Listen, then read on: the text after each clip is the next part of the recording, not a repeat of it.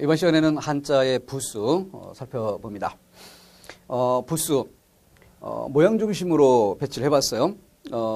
그 자전에 실리는 순서가 있고 또 우리가 공부하기 편한 그런 순서 재별해서 볼 필요가 있는데 모양을 중심으로 해서 그 부수를 배열한다고 하는 것은 이렇게 비교를 하자 이런 뜻이에요. 그래서 지금 뚫을권 갈고리골 보면은 뚫을권은 위에서 아래로 내려 근 획 그 자체로 획이 멈추는데 여기는 끝에 가서 삐침이 있는 것 이게 차이점이 있죠.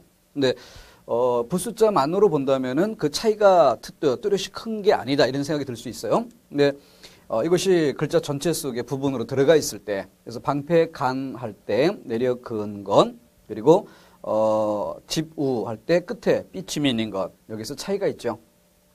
그래서 그 부분에서 그 부수에서부터 획의 기본 특성을 정리를 했을 때 글자 전체를 이해하는 그런 정도가 조금 더 빨라질 수 있는 것입니다. 돼지해 머리, 돼지해란 글자고 이 글자의 머리 부분 이것만 따서 부수로 쓴다 이런 뜻이죠. 그리고 창모 머리인데 창모 머리 이것은 나여란 글자가 있고 창모라는 글자가 있어요. 그런데 창모가 획이 더 많죠. 그런데 창모는 부수자에 있는 글자입니다. 그러니까 부수자에 있는 글자에 기반해서 그 머리다 이렇게 뽑아내는 것이고 나여는 부수자에 들어가질 않아요. 그래서 꼭대기에 들어있는 요소는 똑같지만 이것을 창모, 부수자에 기대어서 창모 머리 이렇게 불러주는 것입니다. 다음 들립과 여덟팔 몰라서 써보는 글자는 아니죠. 여기서는 획이 붙은 경우와 떨어진 경우 이 차이를 비교해보자 이런 뜻이 있고요. 덮을미역 그리고 집면 그런데 별명으로 오른쪽에 있는 것을 집면 당연히 집이란 뜻 사람으로 친다면 머리 꼭대기 이걸 이야기한다고 볼 수 있겠고 어떤 사물 따위의 윗부분 이걸 나타내는 글자로 쓰이게 됩니다. 근데 이 글자에 대해서 간머리 이렇게 별명으로 보통 많이 불러요. 간머리. 그래서 이 간머리라는 별명에 기대어서 이 글자도 덮을미역이라고 하지만 이것도 위에 점이 없다 이런 점에서 민머리 이렇게 부르게 되는 거죠. 간머리, 민머리. 별명이라고 하는 것은 그 글자를 우리가 이미지를 암기를 쉽게 할 수 있도록 오래 기억할 수 있도록 이미지를 잡아주는 이런 활동이에요. 그렇기 때문에 적절한 것을 써서 오래 기억할 수 있도록 도구로 삼는 것이 주안점입니다. 벼슬관이란 글자 그래서 집면하면은 건물, 집 이런 걸 나타내지만 사람으로 치면은 머리 부분, 모자 부분이라고 이해할 수 있는 거죠. 그래서 벼슬관이란 글자도 그 꼭대기에 모자를 쓴 그래서 모자를 쓰는 것은 벼슬의 상징이죠. 그리고 덮을미역에서 갓관이란 글자 위에 점이 없는 민머리로 덮은 형상입니다. 다음 안석괴. 안석괴는 그 뜬 역할로는 거의 쓰이지 않아요. 안석괴는 그 등받이가 있는 그 의자 이걸 이야기하는 것인데 이 글자를 기반으로 해서 창수라는 부수가 또 늘어나고요. 안석괴 밑에 또 우자를 붙인 그런 형태가 되죠. 근데 이 창수라는 글자는 설치하다 이런 뜻을 나타내는 이런 글자. 그러니까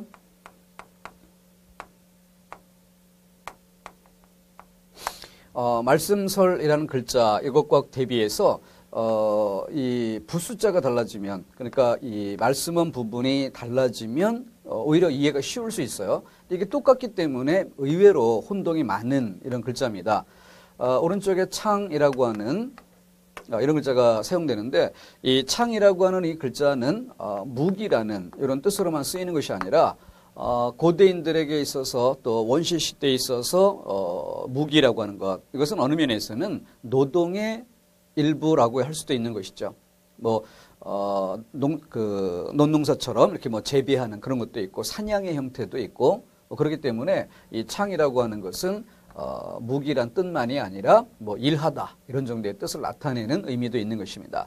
그래서 설치하다 이와 같은 뜻으로 이 글자가 쓰일 수 있다. 비교해 두시고요. 안석괴가 글자 전체를 에워싸는 그런 형태로 봉황쇠황이라는 글자에 쓰인 모습. 다음 병부절인데요. 병부절에는 그 획이 요 안쪽에 둘러친 형태에서 왼쪽에 바깥쪽을 둘러치는 것. 이게 원래 병부절이란 글자의 본 모습입니다. 따라서 위태할 위란 글자의 아래 부분, 여기 병부절, 이게 본 글자의 모습이다. 그 중에 이 왼쪽 부분이 이렇게 둘러치지 않고 이것을 이렇게 내려 그은 형태로 가장 일반적으로 많이 쓰이는 모습이에요. 병부절. 그런데 맨 오른쪽에 보면은 글자 밑에 부분, 그래서 이것이 안쪽을 감싸는 형태가 아니라 오히려 테두리 역할을 해주고 가운데서 내려긋는 이런 형태로 영령이란 글자가 쓰입니다. 이 세 가지 모습이 모두 병부절이라는 것의 획 변형이다. 다음 자, 비수비. 비수비라는 글자는 원래가 이 변화할 화자를 볼 때, 자, 이것이 사람을 나타내는 글자가 이런 인자만 있는 게 아니라 큰 대자도 사람인이고, 큰 대자는 정면에서 바라본 사람이라 하죠. 또 이 글자는 측면에서 바라본 사람, 머리통, 몸통, 그리고 이거는 좀 늘어뜨린, 옆으로 늘어뜨린 팔, 이런 모양이 되는 거죠. 자, 근데 이 글자를 거꾸로 쓰면 이렇게 돼요. 그죠? 그래서 거꾸로 쓴 이 글자가 획이 변형되면서 그래서 비수비로 획이 발달하게 되는 겁니다. 그러니까 똑바로 서 있는 사람은 산 사람, 그리고 거꾸로 된 것은 죽은 사람. 그래서 델화라고 하는 것은 산 사람이 죽은 사람으로 된다, 변화한다, 이런 뜻에서 이 글자가 만들어진 거죠. 자, 그런 다음 견줄비라는 글자는 이 비수비가 나란히 두 개가 놓인 거예요. 근데 두 개를 나란히 놓게 될 때 오른쪽은 그대로 쓰이지만 왼쪽은 획이 단순화돼서 가로획 그리고 세로로 내려긋고 밑에서 막아주는 이런 형태로 획이 발달합니다. 그래서 본래는 두 개의 비수비죠. 그러니까 이것은 두 사람을 나란히 놓고 견주어본다, 비교한다, 이런 뜻의 글자가 되는 거죠. 그런 다음 북녘북으로 갑니다. 그럼 이것은 뭐냐? 바로 이 글자가 이렇게 180도 돌아서는 거예요. 그러니까 요 가운데를 축으로 오른쪽에 있던 획이 이번엔 왼쪽으로 빠지는 거죠. 밑에 막아주는 것도 왼쪽에 치우치게 막아주는 것이고, 그런 상태에서 오른쪽 비수비는 그대로 갑니다. 그러니까 이것이 뒤로 돌아선 것이죠. 그러니까 이 글자의 가장 기본적인 뜻은 뭐가 돼요? 등 돌리다. 그래서 등 돌리다라는 뜻의 배라는 글자가 되는 것이고, 등 돌리다, 이것으로부터 의미가 확장되면 달아나다가 되는 거죠. 도망가다. 그래서 달아날 배. 그래서 패배라고 읽는 거죠. 패북이라 읽는 게 아니라 패배, 달아날 배. 이것이 본래의 글자야. 근데 그것으로부터 더 의미가 확장이 될 때, 그때 뭐야? 인간의 삶이라는 건 그 동물적인 본능으로 태양을 향해서 살아가게 되는 거죠. 집을 지어도 남향집을 짓는 것이고, 그렇기 때문에 등을 돌린다라고 하는 것은 곧 뭐야? 남쪽에서 등을 돌려 북쪽에 되는 거죠. 그래서 북녘북이라고 하는 글자가 나중에 만들어지는 것입니다. 근데 우리가 글자 배울 때 북녘북이라는 글자, 동서남북 이 글자를 먼저 배우기 때문에 이것부터 하고 나중에 달아날 배, 이걸 특별히 암기를 해주는 이런 형상인데, 글자가 만들어지는 과정을 놓고 본다면 이런 식으로 견줄비에서 등을 돌려서 등 돌리다, 달아나다, 배라고 쓰이는 글자가 더 먼저, 그래서 그것으로부터 의미가 그 관련된 연산 효과를 이용해서 더 추상적 관념으로 돌아갔을 때 북녘북이란 뜻으로 확장돼 쓰이는 것이다. 그래서 이 글자는 이렇게 등 돌리다, 달아나다, 이것처럼 등이라는 뜻도 있어요. 등배. 그런데 등배라고는 글자로 쓰이다가 등을 나타낼 때는 인간의 신체를 나타내는 거죠. 그러니까 인간의 신체를 나타낼 때는 그걸 표시할 수 있도록 부수가 더 붙어줍니다. 앞서 맨 처음 시간에 그 큰 덕이란 글자가 행동성을 나타내는 두인변을 붙이면서 큰 덕이란 글자가 된다라고 했는데, 그거 마찬가지예요. 이것도 등이라는 뜻을 나타내는 글자였다가 진짜 등을 나타내기 위해, 신체를 나타내기 위해서 신체를 나타낼 수 있는 몸육자가 밑에 붙어주는 거죠. 그래서 이것이 등배란 글자로 발달하게 됩니다. 자, 그래서 비수비가 들어간 글자 늙을로, 흑토, 그리고 여기 삐침이 하나 있는데 조금 삭막하긴 하지만 늙을로라는 건 뭐야? 그래서 이게 죽은 사람이니까 죽은 사람, 땅 파고 묻을 때가 된 사람, 이게 늙을로란 글자다, 이렇게 글자를 이해해 볼 수도 있죠. 다음 점복. 전복자가 이렇게 생긴 이유는 그 거북이 뱃딱지 말려서 불에 구워서 이 결이 터져나가는 방향에 따라서 점괘를 쳤다는 데서 이 거북이 등딱지가 갈라져 나가는 이 방향, 결의 방향을 표시한 것이 점복이라는 글자다. 자, 그 다음 점을 치다. 아까 이 부분은 그 뒤져 옳지하고 비교해 봤었죠. 여기 획이 끊어진다는 점, 이어서 둘러치는 게 아니라 끊었다가 다시 쓴다는 점, 이게 칠복자에서 주의할 점이고, 그것의 획 변형에서 점복 밑에 또 우, 밑에 있는 또 우는 손을 의미하는 뜻이 있다. 이것과 비교해 볼 글자. 그래서 전복자와 달리 열십자로 가로획을 뚫고 지나가죠. 그죠? 이것이 가를치. 자, 그래서 전복자가 들어간 글자 밑에 입구자 붙여서 차지할 점, 점이요. 자, 그런데 이 글자는 물건이란 뜻으로도 쓰입니다. 물건점. 그래서 물건 한 점, 두 점 할 때 이것을 수를 셀 때도 이 글자를 쓰게 되고요. 다음 이거는 뭐 그 뜻 역할은 크게 하지 않는 것인데 그냥 모양 위주로 봐야 될 것. 사면을 둘러싸는 형태의 몸. 그래서 그중 3면만 둘러싼 형상이죠. 위로 터진 그래서 입 벌릴 감. 그리고 먼대경 또는 성경이라고 합니다. 성 둘러싸는 모습. 감출해 상자방. 감출해는 둥글게 둘러치고 상자방은 직각으로 꺾어서 쓰는 이런 모습의 차이가 있을 뿐입니다. 참고할 핵이고요. 그래서 이와 같은 글자들이 밑에서 입 벌리고 담아주는 형태와 위에서 둘러싸는 형상 그리고 왼쪽에서 오른쪽 방향으로 감싸는 형상 이렇게 쓰인 글자들 비교해 주면 되겠고요. 다음 또 우, 손을 나타낸다고 했어요. 그리고 거기에 뒤져 옳지 자, 한 번에 연결해서 이어 쓴다는 점 특징이고요. 자, 여기서 붙여서 내리는 획과 붙여서 내리지 않고 위에서 뚫고 내려간다는 점에서 걸을 쇠 달라지는 것이죠. 역시 비교할 글자 뒤져 옳지 칠복 모양이 비슷하기 때문에 자꾸 견주어보도록 해야 합니다. 그래서 벗우라는 글자 아래 부분에 들어간 형상과 그 다음에 거쳐 할 처 왼쪽 부분에 있죠. 자, 그때 뚫고 내려가는가 아니면 획에 붙여서 내려가는가 그 차이점에 주안점을 두면 되겠습니다. 그 정도. 자, 다음 사람인의 획 변형 앞서 얘기해 봤었던 부분이죠. 자, 오른쪽 획만 수직방향으로 내려서 꺾어 둘러친 어진 사람인 절름발이왕 업슬무였고 그와 같은 형상을 볼 수 있는 먼저 선 그리고 더욱 우 여기서 큰 대자를 기본 획으로 한다는 것이죠. 오른쪽 획이 변형된 것을 볼 수 있고 이미 기란 글자의 오른쪽 부분 이것이 이 업슬무자가 쓰인 것입니다.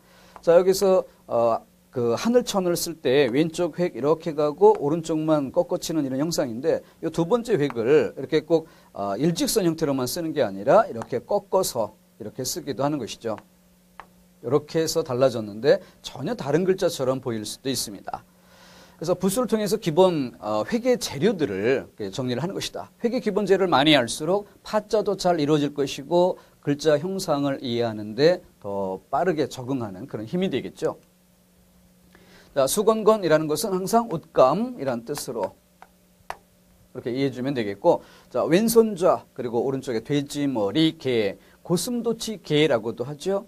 근데 이것은 우리가 컴퓨터상으로 입력하려면은 이런 정도 모양 이상이 나오질 않는데 실제 한자 속에 쓸 때는 조금 획을 변형해 줄 필요가 있어요. 그래서 여러분들이 책에서 이 글자를 볼 때는 이 가운데 부분을 좀 더 길게 이렇게 써봅시다. 그러면 처음부터 다시 써본다면 이렇게 해서 가운데 획을 길게 밑에 막아주고 그럼 어때요? 분일 등등 이런 글자에 쓰였던 바로 그 모양을 쉽게 이미지를 잡아줄 수가 있겠죠. 이렇게 해서 이것을 왼손좌라고 했어요.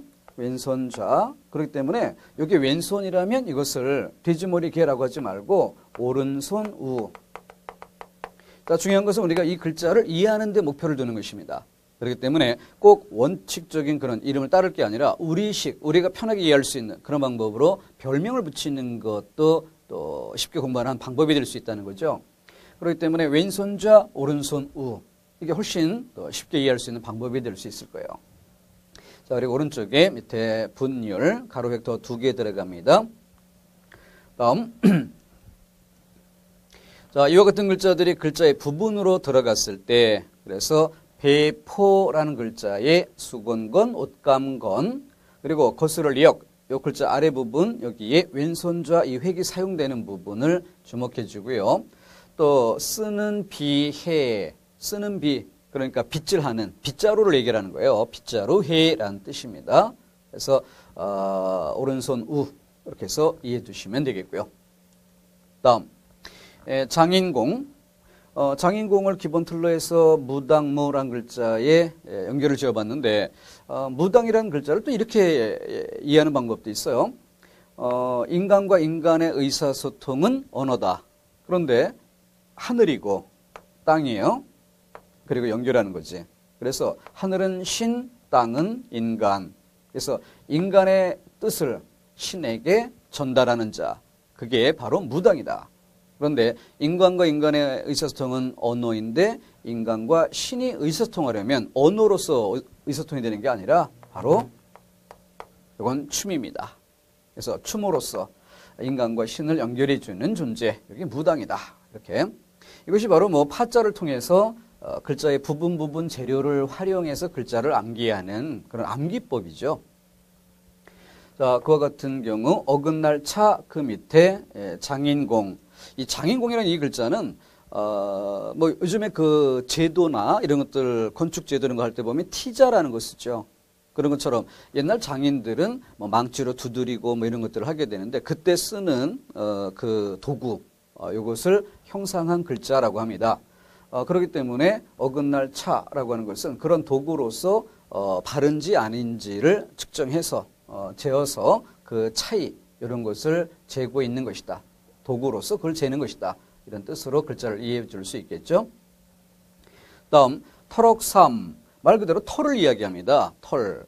근데 이게 모양형이란 글자에 들어가죠. 그러니까 털이라고 하는 것은 털 그 자체 이걸 얘기할 수도 있지만 사자의 갈기 그리고 이 말도 보면은 달리는 말을 그릴 때 이 말 목줄기 뒤쪽으로 이렇게 바람결에 날리는 말의 갈기 뭐 이런 것들을 뜻할 때 이것은 그 사자든 말이든 전체의 외양을 특징 짓는 이런 도구가 될 수 있죠.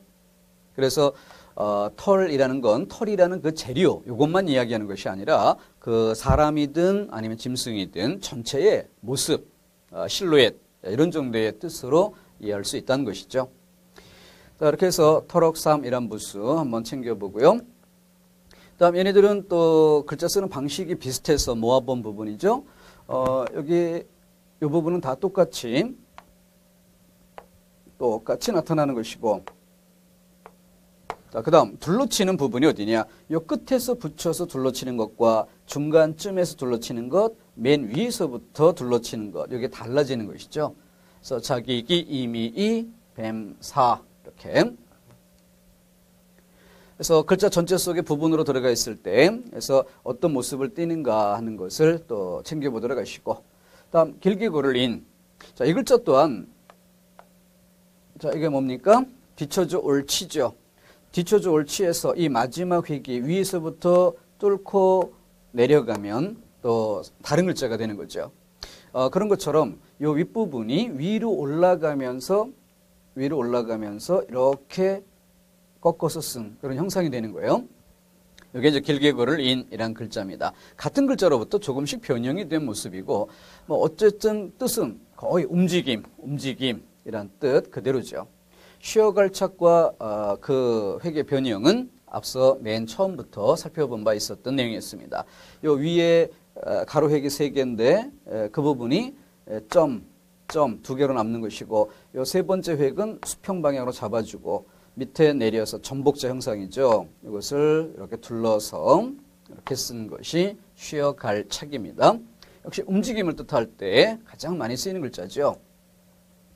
자, 그래서 끌연이란 부분에 길게 고를 인, 이 글자가 사용되고 있는 것이고 또 나아갈 진, 여기에 착받침 여기 쓰입니다. 착이란 글자의 받침, 왼쪽에서 밑을 감싸기 때문에 받침이라 부르는 거죠. 나아갈 진. 그래서 움직임을 뜻하는 이런 글자에 가장 많이 쓰이는 글자입니다. 다음 주설익 창과 파자란 측면에서 참고 아주 중요하게 써봤던 글자죠. 거기에서 이 삐침 요 하나가 없는 것이 주살익이란 글자예요.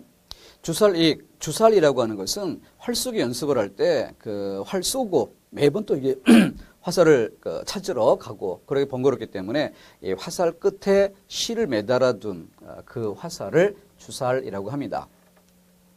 자, 이와 같은 글자들이 사용된 경우, 자, 죽일 시, 이 글자 오른쪽에는 삐침이 없죠. 그리고 죽일 이육이란 글자에는 삐침이 들어갑니다. 주살익, 창과, 삐침이 있다 없다 매번 이 말을 쓰는 것보다 이름이 있으면, 주살익이란 이름이 있으면 창과와 대비해서 그 차이점을 정확하게 구별해 볼 수 있겠죠.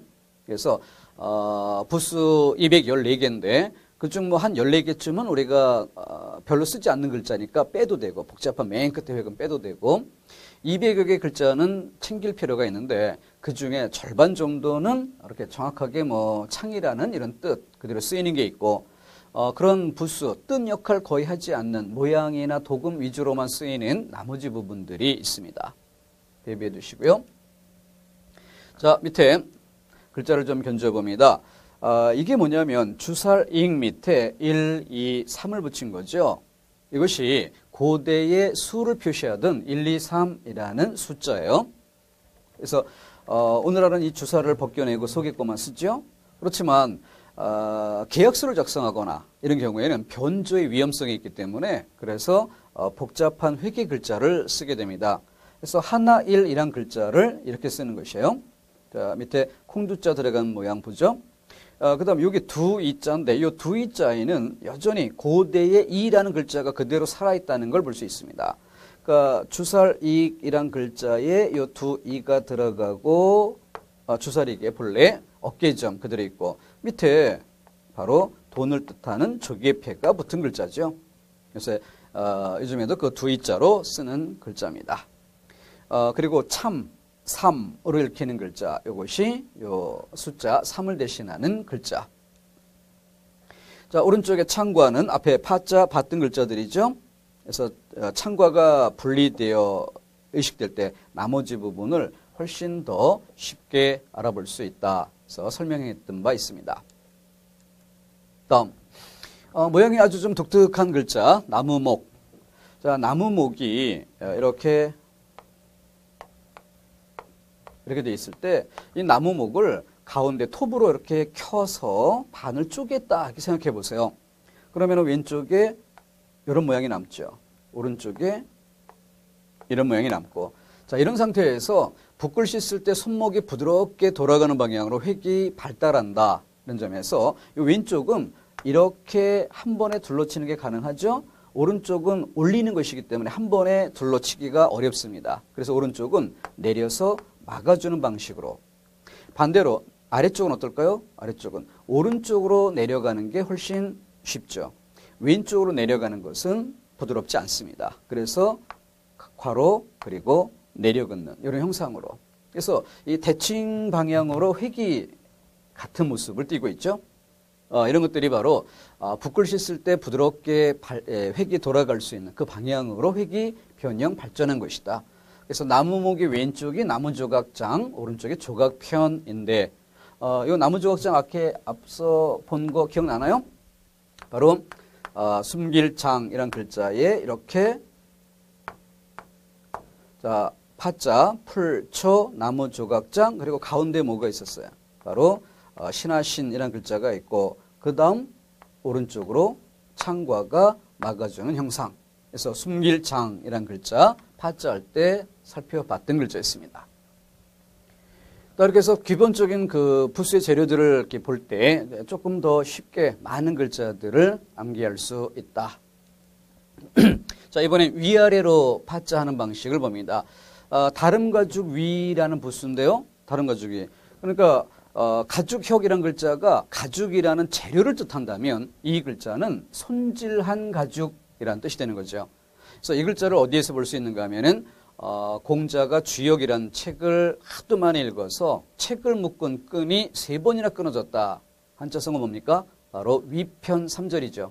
위편. 그때 책을 묶었던 끈, 위편이죠. 다름 가죽 위입니다. 근데 이 글자를 잘 뜯어보면은 이렇게 가운데 입구자를 중심으로 위아래가 대칭이 돼요. 위아래가. 그래서 입구자를 중심에 두고 가로획, 밑에도 가로획, 위에는 기역, 밑에는 니은처럼, 그리고 뚫고 내려오는 획, 이런 모습으로 이렇게 위아래가 대비가 되는 독특한 형상의 글자죠. 이렇게 해서 대비해 보면 이해가 쉴 거고, 옷의도 앞에 봤던 글자죠. 자, 위아래로 파자하고 중간에 흑토, 여기는 마을리, 여기는 뭐였지? 가운데 중. 이렇게 해서 가운데 새로운 글자를 집어넣어서 글자가 만들어지는 양상들. 이것보다 좀 더 복잡한 양상으로 흑동이 양, 무너질 괴. 흑동이 양은 자, 벽돌을 가지런히 쌓아 올린 모습에 성벽에 구멍이라 했죠. 그리고 그렇게 쌓아 올렸던 글자가 어떻게 돼? 벽돌 무너지듯이 흘러내린다. 그래서 이것이 양, 이것이 괴란 글자에 쓰였다. 앞에 살펴본 글자입니다. 자, 기슭엄, 집엄. 생긴 그대로 벼랑이죠. 벼랑 꼭대기 평평한 곳, 그리고 벼랑. 그리고 그 위에 점을 찍었는데 이 점이 벼랑 꼭대기의 오두막 집. 따라서 이 글자가 들어가면 다 건물을 뜻하는 이런 글자가 되는 것이에요. 그래서 앞에 그 전복자가 밑에 입구자를 만나면 뭐요? 차지할 점이란 글자를 얘기했어요. 차지할 점. 자, 그렇다면은 이 차지할 점이란 글자가 물건점이란 뜻으로도 쓴다. 그런데 그 위에 이걸 얹으면 뭐가 될까? 그럼 이건 건물을 뜻하죠. 그러니까 점인데 건물이면 바로 점포, 가게란 뜻이 되는 거죠. 가게점. 주검시라는 건 회의자 이런 측면에서도 이야기해 봤던 것인데 이건 모양이 비슷해 보이지만 전혀 상관없는 글자예요. 이것은 시체 넣는 관에서 비롯됐다고 이해합니다. 주검시, 시체. 근데 오른쪽에 지게문호 이 글자는 어떻게 만들어진 것이냐면은 바로 문문자에서 비롯된 글자예요. 문문. 그래서 이 문이란 글자는 이렇게 대문 보면은 대문 꼭대기에 이렇게 지붕도 있는 대문 있죠. 그래서 고관대작에 사는 그런 거대한 저택, 그 저택의 대문을 이야기합니다. 이렇게. 그래서 이 문이라는 것 자체가 환유법으로 문만 나타내는 게 아니라 저택, 그 건물 전체를 추상적으로는 그 가문이란 뜻으로 이렇게 쓰게 되는 거죠. 그런데 이 글자는 뭐냐? 그 중에 왼쪽의 것만으로 표시한 거예요. 그러니까 왼쪽의 거 반쪽이니까 어때요? 이런 대문이 아니라 그냥 이렇게 담장의 연장선에서 그냥 이렇게 한 손으로 쓱 밀면 열리는 이런 문, 이것을 지게문이라고 하는 것입니다. 그래서 아까 문문자가 대저택을 나타낸다면 이 글자는 서민주택을 나타내는 것이죠. 그래서 지게문호. 자, 이 부분이 이렇게 떨어지면서 그러니까 이 글자는 이렇게 해서 이렇게도 쓰는 것이고 이 꼭대기 부분을 반대로 점만 찍어서도 표시하는 것이고 이렇게 글자를 씁니다. 생김새 비슷하지만 전혀 뜻이 다른 글자다. 이것도 역시 밑에 모방자 붙여서 방방 이런 데 쓰는 거 보면 어떤 건물을 뜻하는 이런 글자로 쓴다는 걸 알 수 있겠고 따라서 이 집엄처럼 그리고 앞에 나왔던 간머리 같은 이것과 같은 맥락의 글자가 되는 것입니다. 다음 자, 그와 같은 글자들이 사용된 사례, 기슭엄이 들어간 이 낭떠러지에 이런 글자 거기 비춰서 집, 건물이니까 가게, 점이란 글자 그리고 주검시, 시체 그래서 짐승 잡을 도축장, 도살장 그리고 방, 건물을 뜻하는 글자 이렇게 해서 연결해 주고요. 그래서 부수를 항상 부수로만 암기하는 것보다는 그 부수가 쓰인 글자를 이렇게 자꾸 바꿔가면서 이렇게 볼 때 더 오래 기억할 수 있게 될 겁니다. 자, 호피무늬호, 이름이 길면 그냥 호랑이호, 범호 이렇게 줄여서 이해하는 방법이 있겠고요. 병들어 기댈력, 자, 이 글자가 들어가면 다 병을 뜻합니다. 근데 이 병이란 부분에는 바로 마음의 병이 있고 몸에 생긴 병이 있고 이건 크게 두 가지 측면이 있는 거죠. 마음에 생긴 병, 그것은 성벽, 어떤 성격적인 질병 이런 뜻도 이 글자로 표시할 수 있다. 두 손 받들 공, 뜻으로는 별로 쓰이지 않고 글자 모양 위주로만 쓰이는 글자입니다. 포로로란 글자, 이게 호피무늬어 범호가 위에 엄호로 쓰이고 있는 글자. 그 다음 병들, 병, 가운데 병이라 읽히는 도금 역할이 가운데 들어가겠죠. 다음 희롱할 롱. 자, 이것은 위에 그 임금 왕자처럼 생겼는데 이런 글자는 거의 90% 임금이 아니라 구수록이라고 그랬죠. 그래서 두 손 받들 공 구수록. 그러니까 옥구수를, 옥으로 만든 구수를 두 손으로 받쳐들고 가지고 논다. 말 그대로 구수를 가지고 논다. 이게 희롱하다예요. 그러니까 희롱하다의 가장 기본적인 뜻은 용이 여의주를 희롱한다. 이와 같이 쓸 때 이것이 기본적으로 쓰이는 모습이고요. 그 다음 그와 같은 뜻을 사람으로 연결하면 어떻게 돼요? 사람을 가지고 논다 이런 뜻이 돼버리는 거죠. 사람을 가지고 논다. 그러니까 그것은 희롱하다라는 부정적인 그런 뜻으로 쓰게 되는 것이죠. 가죽 피가 있고 가를지가 있고 오른쪽에는 아까 여러 번 해봤었던 칠복 그리고 그 획변형 그죠? 그래서 여기는 점복이 포인트라면 여기는 이렇게 열십자로 획을 가르고 지나간다. 이게 그 차이점이 되는 거죠. 그러면서 그 가를지의 왼쪽에 삐침, 요 끄트머리에서 삐침을 하나 붙여준 요 형태가 가죽피라는 글자가 되는 것입니다. 그래서 모양이 비슷한 이런 글자들에 획이 하나 덧붙거나 줄거나 떨어지거나 이런 차이점들을 조금씩 비교해 보면 더 쉽게 이해할 수 있습니다. 그래서 그 언어 학습의 가장 기본이 뭐라고 했어요? 바로 비교대조가 기본이죠. 그래서 제가 강의하면서 늘 그 강조하는 것이 아무리 헷갈려도 따로 만날 때 헷갈리는 것이지 헷갈리는 그 두 대상을 동시에 보면 구별할 수 있다. 이게 제 지론입니다. 그래서 속칭 쌍둥이론이라고 하는 것이에요. 아주 생김새가 똑같은 쌍둥이 따로 만나면 정말 누가 누군지를 알아보기 어려울 수 있습니다. 그런데 두 사람을 나란히 벽에 세워놓고 보면 뭐가 달라도 다른 느낌을 받을 수 있다는 거죠. 그래서 학습에서는 항상 비슷한 것, 헷갈리는 것, 헷갈린다 하지 말고 나란히 놓고 보는 것이에요. 그렇게 대비할 때 그 차이점을 뚜렷하게 기억해낼 수 있게 됩니다. 그 정도. 요 칠복자가 들어간 경우에 차례서란 글자 굉장히 많이 쓰이는 글자죠. 그래서 학습에도 우리가 서라는 이런 글자를 통해서 단어의 뜻을 이해하는 그런데도 아주 요긴하게 쓰이는 부분입니다. 문이문, 아비부, 점괘효 공통 부분은 아래쪽에 두 획입니다. 그래서 이것은 부수자하고 다르게 모양 위주의 글자를 조금 더 부수처럼 이렇게 추가해줄 자투리 개념들도 있는데 이렇게 그 두 획이 엇갈리는 이런 양상을 벨이라는 이름으로 이렇게 암기하는 것도 있어요.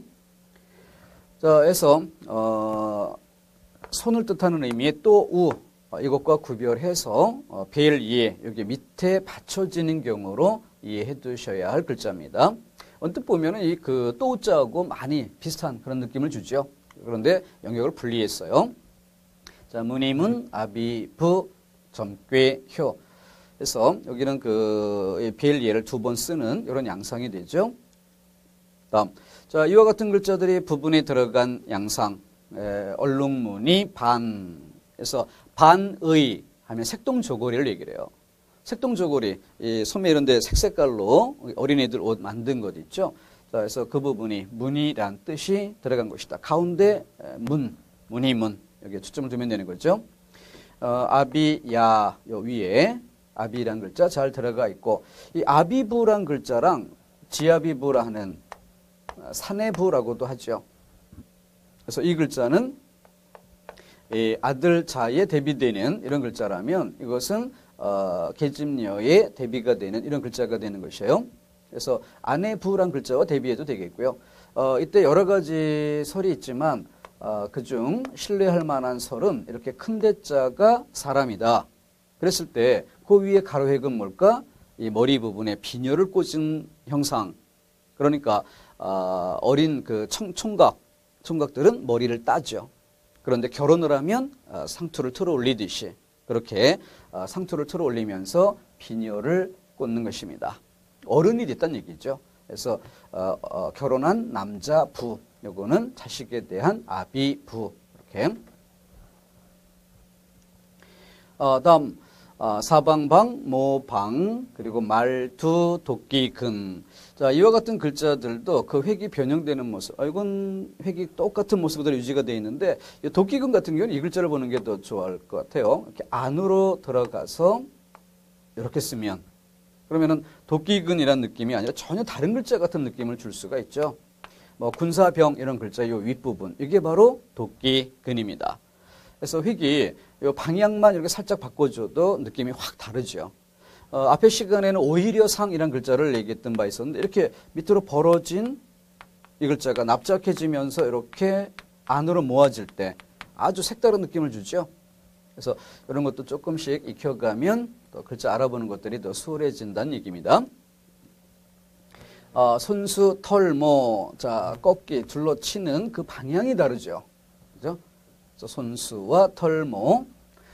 다음 말무란 글자는 어미모와 대비가 되어 있죠. 어미모는 가운데 점. 이것은 바로 그 자식을 먹여 살릴 젖방울이 뚝뚝 떨어지는 그 모양을 형상했다. 뭐 이런 설도 있어요. 그래서 어미모에는 이렇게 분리된 점으로 표시가 되는데 여기는 한 획으로 이었었죠. 금지의 뜻을 말다라는 뜻 말무입니다. 구별해주고. 그래서 밑에 그 매양매란 글자에 어미모란 글자가 쓰이는 이런 글자와 대비해 볼 부분이고 가는 털호. 자, 이 밑에 털모자 빼면 앞 시간에 획줄임 높을꼬였죠. 높을꼬 밑에 입구자 지우고 털모가 들어간 글자입니다. 떨칠불 손수변 들어가 있어요. 그러니까 뭐야 손으로 먼지 털듯이 털어낸다, 물리치다 뭐 이런 정도의 뜻으로 쓰는 글자. 손톱조 오이과. 자, 이것도 한번 파자 해볼까요? 언뜻 보면 모양이 비슷한 느낌을 주죠. 그런데 테두리만 일단 구별해 봅시다. 테두리만. 자, 그러면 가운데 부분이 어떻게 있어요? 그냥 뚫을 곤, 여기는 나사 이렇게. 그럼 어때요? 확실히 차이점이 느껴지죠. 파자의 힘이 여기 있는 것입니다. 그죠? 그냥 총체적인 이미지로 보면은 아주 비슷한 것처럼 보일 수가 있다. 그런데 글자를 쪼개고 그 속에 들어있는 재료가 뭐냐? 우리가 그 획을 보는 순간 쉬워진다는 얘기죠. 그죠? 자, 이런 것들이 부수에서부터 충분히 많이 이루어져야, 이런 작업들이 많이 이루어져야 글자 전체를 이해할 때 수월해지는 것입니다. 그래서 이 손톱조가 글자 위에 올라앉은 모습, 점점 찍은 형태로 단순화됐죠. 오이과라는 것이 표주박 표. 오이라는 참외 같은 종류의 식물이죠. 그래서 오른쪽에 오이과가 붙은 어떤 역할을 해주는 글자. 맡을 땅 앞서 본 글자예요. 밑에 밭전자 사용되는 것 볼 수 있겠고. 소우, 날생, 그리고 성시 했는데 소우는 위에 뿔 달린 게 소, 뿔 없으면 낫오, 말띠를 나타내죠. 시각으로는 11시에서 오후 1시까지 정오, 낮 12시를 나타낼 때 낫오. 자, 뿔 달렸기 때문에 소다. 날생자는 어떻게? 요 다리 뻗은 인 빼면 흑토자가 남는다. 이렇게 해서 글자 구별해 봤던 내용들. 자, 그런 것이 글자 속에 들어갑니다. 우리뢰, 뭐겠어요? 위에 간머리는 집을 나타내는 것이니까 소가 사는 집이죠. 그래서 외양간 이렇게 이해할 수 있는 것이고, 나을산 요 밑에 날생자 들어간 거 볼 수 있죠. 성시의 밑에 점을 찍었어요. 그래서 근본저, 밑저. 그래서 어떤 물리적으로 이어진 것의 아래 방향을 나타내는 게 아니라 아예 밑, 바닥 이걸 뜻하는 글자, 근본저라는 글자입니다. 그래서 앞서 다리 뻗은 인으로 파자하는 양상 소개했던 부분이었고요. 개견자와 개사슴, 록 비교해 봅니다. 이게 정자라면 그 획에 변형된 새로운 부수자인데 이게 개 자체를 나타내지만 얘는 그와 같은 부류의 네 발 달린 짐승. 네 발 달린 짐승 중에서 호랑이 같이 영물은 빼고 잡스러운 짐승들, 네 발 달린 잡짐승 이렇게 이해되면 될 것입니다. 그래서 이것도 역시 부수의 1차적인 의미, 2차적인 의미, 3차적인 의미. 그래서 제일 쉬운 건 뭐야? 네 발 달린 짐승. 그것의 이름으로 이것들이 많이 쓰인다. 그러면 두 번째는 그런 것들의 성질, 뭐 사납다라든가, 그죠?